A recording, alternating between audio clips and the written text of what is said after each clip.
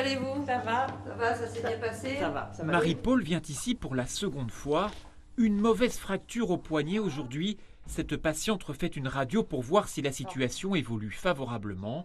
L'opératrice réalise l'examen en quelques secondes avant de le transmettre. Ce sont des radiologues qui vont recevoir à distance les images. Et ils vont donc avoir la même image que moi sur l'écran et ils vont interpréter la radio. Quasiment en direct. Quasiment en direct.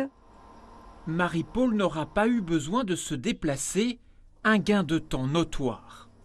C'est bien parce que pour la vallée, comme on habite à Breil, enfin moi j'habite à Breil, autrement il faudrait que j'aille à Menton. Et voilà, c'est sûr, c'est toujours embêtant, quoi. Surtout quand on a quelque chose de cassé. Oui. Ou le train, ou le bus, ou la voiture, et c'est tellement mieux quand c'est sur place. Le projet a été porté par la maison de santé et l'hôpital de Breil, ainsi que leurs partenaires. Rendre ce type de soins accessible, une nécessité pour ce médecin très impliqué sur la question. C'est quand même un service à la population qui est très important pour les personnes qui ont le plus de difficultés à se déplacer. Et puis même pour tous les habitants des villages de la vallée, ça évite des transferts quand même ou des transports répétés, éloignés sur le littoral.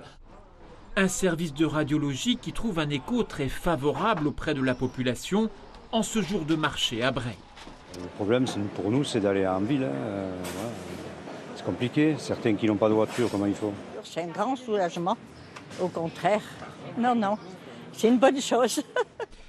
Depuis sa mise en route, le service radiologie de Breil voit passer une centaine de patients par mois. Les habitants en auront été privés 4 ans.